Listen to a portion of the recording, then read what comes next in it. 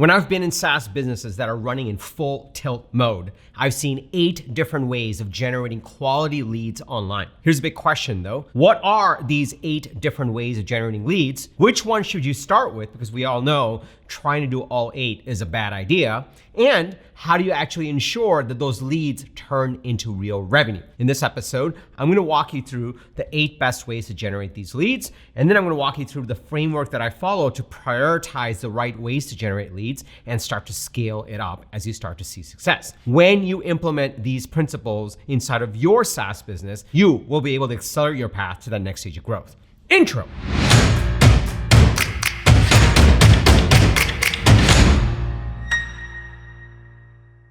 What's up, everybody? Welcome to Unstoppable. I'm TK, and on this channel, I help SaaS founders like you grow your SaaS businesses faster with an unstoppable strategy. Now, if you're new to this channel, welcome. I drop an episode every single Sunday with actionable strategies and tactics from the trenches on how to grow your SaaS business faster. So be sure to hit that subscribe button and that bell icon. That way you'll get notified every single time I drop an episode with the TK energy. Now, if you're already part of this community, if you're part of my SaaS go-to-market coaching programs, my people, welcome back. It's really awesome to see you over here. By the time I exited my last company, ToutApp, we were using 2 to 3 key lead sources to consistently generate leads that converted to revenue. Once we exited, I joined a company called Marketo. And Marketo was around 450 million in ARR. They had entire armies of marketers that were driving demand. And Marketo was the OG demand generation platform, so they knew a thing or two about generating demand and generating quality leads. And over there, they were using 8 different channels to generate quality leads and pipeline to be able to take us from 450 million to $500 million in ARR. Since Marketo, fast forward to today, I've helped over 14 companies get to $1 million in ARR. I've also helped 6 companies get to $3 million in ARR. So based on everything that I know, based on all my experience, I'm gonna walk you through the 8 key ways to generate leads online and how to convert them to revenue. And if you watch till the end, I'm gonna show you how to prioritize the right channels and ensure you're successful in them. If you're excited to dig in, go ahead and smash that like button for the YouTube algorithm, and let's go to the first way to generate leads. The first way to generate leads, and my most favorite way, is to post social content. And social content could be on Twitter, it could be on LinkedIn, it could be on Facebook, wherever your ideal customer hangs out. And the idea here is to actually post educational content, helpful content, and drive them to your website or to a lead magnet so that they actually become a lead. The second way that you can be generating leads is off the same vein. You can take the best pieces of content that successfully generate leads for you, and you can turn them into social ads. So let's just say you post 3 times a week, every single week, you do it for a month, you figure out which one resonates really well and generates leads for you. You take the best ones and you essentially go to those platforms. They say, look, I will give you money. Here's my ideal customer. Please put this in front of them so that I can generate more leads. And you can convert the best pieces of content to actual ads that consistently generate leads for you. Next, the third way that you can generate leads online is SEO. And this is along the same vein, except instead of writing small pieces of content on Twitter or LinkedIn, you are essentially writing long form blog posts that are educating your customers. The key here is you really want to target specific keywords that your ideal customers are searching for and make sure that you rank for them so that they actually discover the blog posts that you're posting. And SEO is one of the consistent ways that you can continue to generate leads, but here's the catch, it takes a little bit of time for it to kick in, whereas these two are a lot faster. And following the same principle, the fourth way that you can generate leads online is SEM. This is search engine marketing. Same idea, instead of waiting to rank on the first page with Google and showing them that your content is worthy, you can go to Google and say, hey Google, I'm going to pay you money. This is the keyword I want to target. Please show them this ad, which is my blog post or my lead magnet or my website or my sales page, whatever it may be that converts to real leads.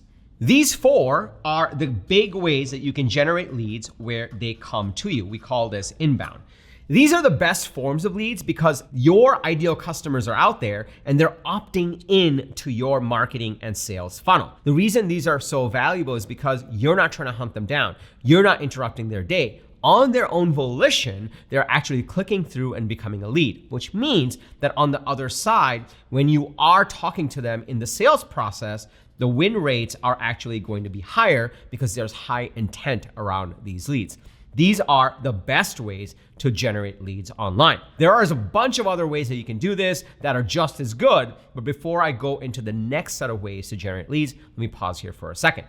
Are you starting to see the power in this? The power in this is there's 8 different ways of generating leads, but not all leads are created equal. There's 8 different ways you can position yourself in the market, but you have to make sure that instead of people just scrolling through, they actually stop and become a lead through one of these channels that you're doing, which means that you actually have to figure out, what do I target? What keywords do I target? Who do I connect with? Who's my ideal customer? And what do I write? What do I post? Some of these pieces are things that are skipped when people start to generate leads. They just start posting online, or they start writing blog posts, or they spend a bunch of money on ads, but they don't convert into any real leads, let alone revenue.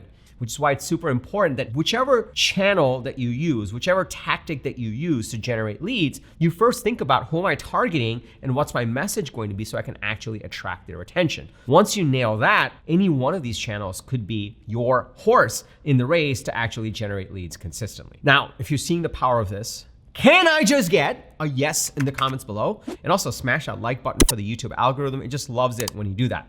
Now, also, if you're in this phase where you're trying to figure out, well, how do I do content online? Or what do I say? Or how do I target? Or what keywords do I do?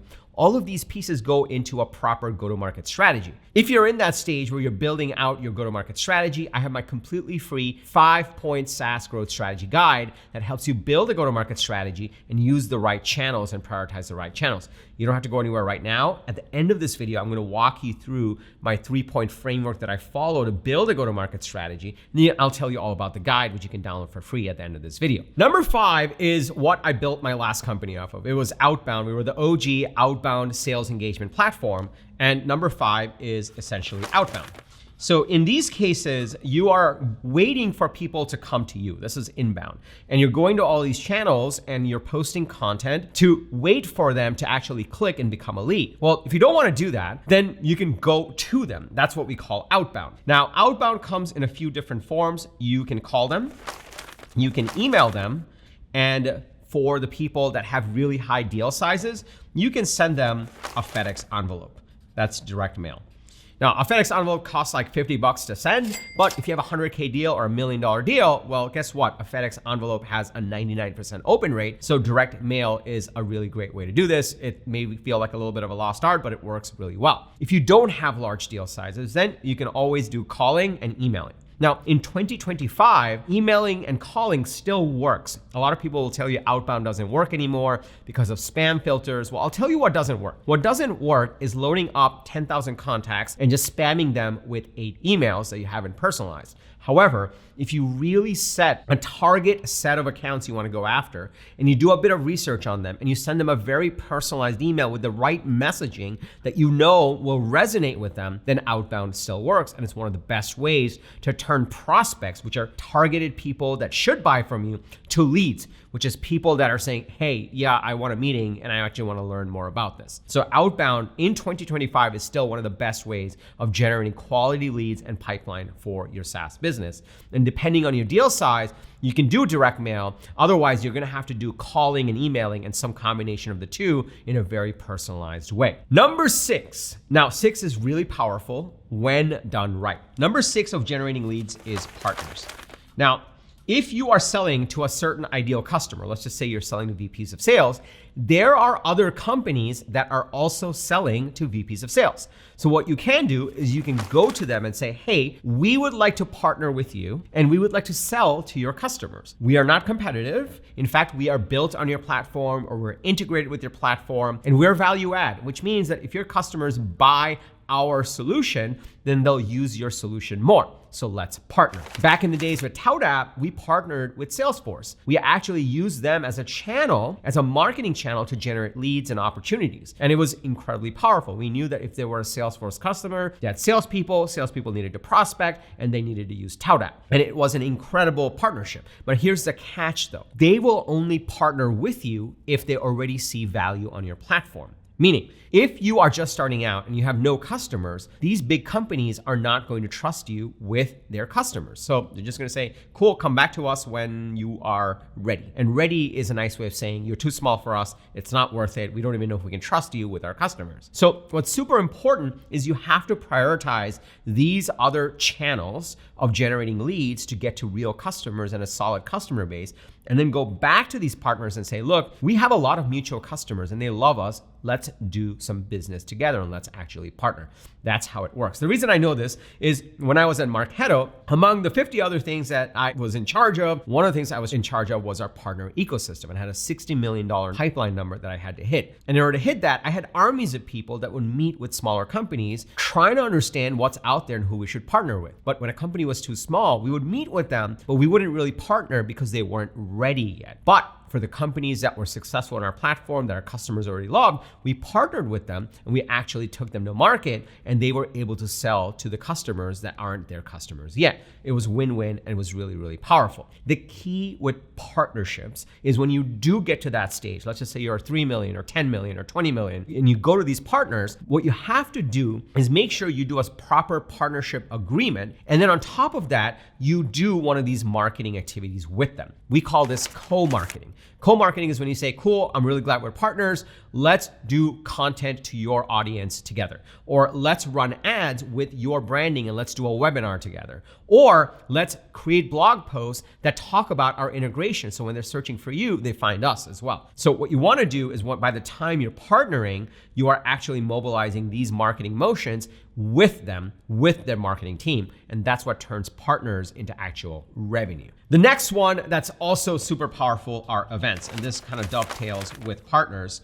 With Salesforce, we went to every single Dreamforce and we made sure that we got a booth and we made sure that we hosted a dinner. Now, here's the thing. Events are super powerful when done right. You need to make sure you're going to the right events where your ideal customers are hanging out. You also need to make sure you find a way to stand apart from everyone else. The worst thing to do is go to an event, do a sponsorship, and look like everybody else that's over there. So whenever we did events, we made sure that our booth looked different and we did an entire campaign around it. The first thing we did is we always had an actual activity at the booth. So for our company, we targeted salespeople. One of the campaigns we ran, which was super powerful, was we always had this big sign saying, what's the first thing you ever sold? And salespeople would be able to come up and write on a Post-it note the first thing they ever sold and stick it on our booth. And by the end of the 3-day conference, we would have sticky notes all over the booth showing the first things that all these salespeople ever sold. And out of this activity, our sales reps were able to start a conversation with these folks and talk about how a sales engagement platform would be able to help them. That is how we differentiate ourselves from just yet another booth. That is an example of one, targeting our ideal customers in the right way, going to the right event, and two, getting our messaging right, which is both of them are super important. We needed to have conviction around our messaging that, hey, when we say this to customers, they would convert, and then we started spending money on these events. Now, if you're super early, you can still go to an event and not spend any money in a booth, but the minimum you should do is at least host a dinner and invite some of your prospects to it. That doesn't cost as much as a booth, but it's a great way to stand out. Now, if you are at the mid stage or the latest stage, when I'm working with founders at those stages, we always follow a 3-pronged approach for events. Number one, you should have a booth with really differentiated messaging. Number two, you should find a way to get on stage so you can actually talk about the transformation and deliver on your strategic narrative and drive traffic to the booth. And number three, you should host a special dinner, have customers, have prospects, so you can actually engage with your customers while they're there and also get your customers to sell to your prospects and actually win deals out of that event. All right, so that's events, and there's a certain way to do it. They are super powerful when done right, and it's one more way you can generate leads for your SaaS business. All right, number 8. I left this for all the way to the end, but it's just as powerful, and you can use this at any given stage. Drum roll, please. Number 8, and this is one of my most favorites, is customer referrals. Let me talk about this a little bit. This works at any stage. If you're in the early stages and you have some customers, you should just email your customer and say, hey, are you happy? If you're happy, can you refer us to another person that would get value from our product? If you have 1,000 customers, if you have 5,000 customers, you should run a campaign on those customers. You should run a little survey, and on that survey, you should ask them, are you happy? And if they're happy, ask them for a referral and make it super easy for them to actually give the referral. It is completely free. And guess what? Remember we were talking about win rates? Well, win rates, when it's inbound lead, it's 50%. When it's outbound, it actually drops to 20%. That's average, and sometimes even lower. Customer referrals are even higher than inbound because your future customers trust their peers. So when a peer is referring them and recommending you to them, they're more likely to buy, and they're more likely to buy more. You're starting to see why not all these channels, not all these tactics are created equal. They actually have different win rates. They have different yield rates. There are different ways to succeed at them. And also they cost different amounts of money. And so because of that, while all of these are really great ways to do it, at that 450 million ARR company that I worked at, Marketo, they did all of them because they could afford it. But if you're in the early stages, you got to pick the right ones in the right order. All right, so those are the 8 different ways that you can generate leads online. Let's recap. Number 1, you could do social content, post on LinkedIn, Twitter, Facebook, wherever your ideal customers hang out, and drive them to your website or a lead magnet and convert them to leads. Number 2, you can take your best content and turn them into ads, and that way you're paying the platforms to propagate your content that you know will convert them to leads. Number 3, do SEO. If you know your targeting, if you know your messaging, if you know what they're searching for, well, write content on your website and make sure you rank in page 1 for Google, and then you will get leads. Number 4, if you don't want to wait around for SEO to work because it could take 6 to 8 months to yield results, then just pay Google to say, I want to bid on this keyword, and send them to this page and convert them to leads.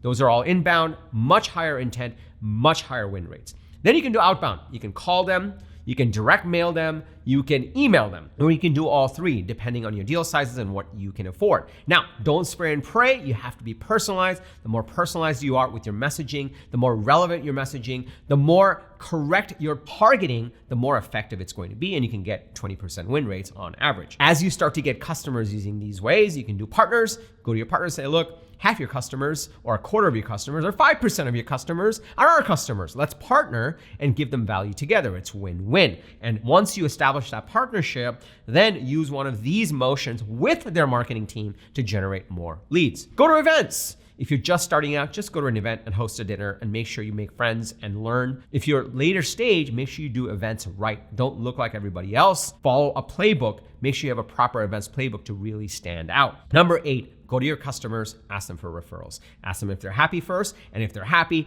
ask them for a referral. Make it super easy for them to refer, make it one click, and you will get lots and lots of referrals, which will then get you more happy customers, which will then in turn refer more customers, and it gets a whole flywheel going. And by the way, the more customers that you get, you can dovetail this back to sharing their success stories on social, which gets you more leads and more customers, and it starts to become a flywheel. So I promised you that if you watch till the end, I would tell you how to prioritize these. Well, if you're still here, then that means you're getting value. So first, smash that like button for the YouTube algorithm. It just loves it when you do that. Any one of these channels and tactics are good.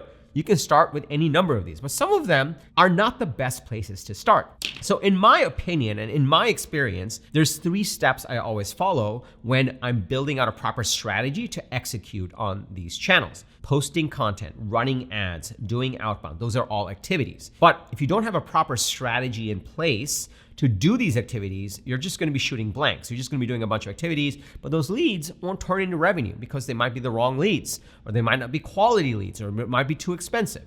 So there's 3 steps that I always follow when building a proper go-to-market strategy. The first step I follow is I build out an ideal customer profile. Ideal customer profile. The reason I do that is I need to know who I'm marketing to. The more specific I am about who I'm marketing to, the better my message is going to be. And the better my message is, the more likely they'll actually click on my content and become a lead, or click on my ad, or click on my link inside of the Google search results, or click on my email with the subject line, or talk to me at my booth, or come to my dinner, or give me that partnership, or actually get customers in the first place so they can refer me. Targeting is super important, and that's the first step that I always follow when building out a proper go-to-market strategy to go win in one of these channels. Once I have a proper ideal customer profile, the second thing I work on is my message. So let's just say you're gonna write a blog post, okay? And you know who your ideal customer is. Well, what are you gonna say? What specifically are you going to say that's gonna capture their attention on the social content, or the social ads, or the SEO, or the blog post, or the keywords, or even the subject line of your outbound email, or the big sign in front of your booth, or even going to the right conference? So the message, your strategic, I call this a strategic narrative is super important. And whenever I work with clients, I teach them, I work with them one-on-one and build out a proper manifesto. A manifesto is their strategic narrative, it's their value prop. It's my proprietary framework that I've been using for 6 years with all those companies I mentioned in the beginning where I took them to $1 million and then $3 million and tens of millions of ARR added to existing revenue bases. We properly build out a proper manifesto because that's what helps them differentiate in all of these channels that they go execute on. So that's the second step that I always follow to make sure I have a proper go-to-market strategy. And then the third step that I follow is what I call the Broadway show. The Broadway show is a consistent set of sales and marketing activities that I run every week to generate leads. What that means is I'm going to prioritize 2 to 3 channels, not all of them. And what that means is I'm going to do that daily with myself or my team or with leverage or with automation. And what that means is I'm going to look at the metrics, and then as it starts to work, I'm going to either scale or I'm going to iterate. If it's not working, I iterate. If it's working, then I scale. This Broadway show methodology that I follow helps me first pick the right channel and start testing the messaging with my targeting. And when it works well, I say, cool, this is working really well. Let's scale it. So for example, I would start with social content. I would post on LinkedIn. I would target the right people. And then once I know it's working, I would then scale it out with ads. And once I know that's working, I would then scale it out with SEO and SEM because they have slower speed to results, meaning it takes longer to actually land on the first page for SEO. But if I know this content works, well, I'll invest in SEO and I'll wait for the results 6 months from now, and I'll spend money on the ads because I know this content converts. Same deal. When I know the messaging is differentiated and it's working, I can then load it up on my subject line for my outbound. I can call them and that could be the first line I ask them about. Or I can send them a FedEx envelope, which is super expensive, but I'm at a point where I'm not uncertain. I know my messaging works and my targeting is right, so I will spend the money on the direct mail. Same goes for partners. I can go to them, I can say, look, here's who we target, and here's why we're different, and here's why you should partner with us, and here's all the customers that we have in common already. I come from a place of position, and that way my execution is more certain. And same goes for events, and same goes for customer referrals. One of the keys to customer referrals is arming them with how to actually refer you. So when I know my messaging works, I just go to them like, are you happy? They're like, yep, super happy. It's like, great. Can you share this little snippet and refer us to your peers? And they'll happily do it. This is why I follow this 3-step framework. First, I figure out my targeting, my ideal customer profile. Then I figure out my messaging. It's like, what do I say? What's my differentiated messaging? What's my value prop? And then I do the Broadway show. I do a consistent set of activities. I measure the data. If it's working, great. If it's not working, let's iterate. If it's working, cool, let's scale it out. And over time, we scale out to all of these channels. And that's the power. So now you know the 8 key ways you can generate leads for your SaaS business. But executing on these channels requires you to have a proper strategy. So you know the 3-step framework, the 3 key things you have to do to make sure you're successful in these channels. It's a fool's errand to go after all 8 of these all at once unless you can dedicate enough people to it. So pick the right channels, get the strategy right, start executing, measure the right things, and then you can scale from there. Now you know exactly what the 8 channels are, what my framework is to figure out exactly how to approach these channels and be successful in them and scale it out over time. What you may not know is, TK, how do I think about an ICP? Or how do I think about a strategic narrative? Or what is a Broadway show and how does all that work? This is why I created my 5-point SaaS growth strategy guide. It's an incredible guide. It's been downloaded by SaaS founders like tens of thousands of times. It's incredible. And it has my best resources across this channel. It links to all of them on how to think about these 3 core principles and these channels. If you want to grab your copy, it's completely free. Just go to getunstoppable.com/strategy. Getunstoppable.com/strategy, and you can grab your copy right then and there. If you got value from this video, please smash that like button for the YouTube algorithm. It just loves it when you do that. Also, I drop an episode every single Sunday with actionable strategies and tactics from the trenches on how to grow your SaaS business faster. So be sure to hit that subscribe button and that bell icon, or you'll get notified every single time I drop an episode.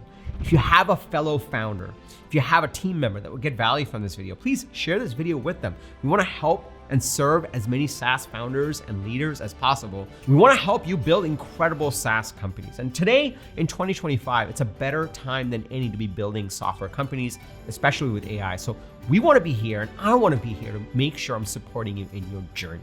Lastly, remember, everyone needs a strategy for their life and their business. When you are with us, yours is going to be unstoppable. I'm TK, and I'll see you in the next episode or inside the 5-point SaaS growth strategy guide. Say that 10 times faster. Link below. I'll see you inside. Take care, everybody.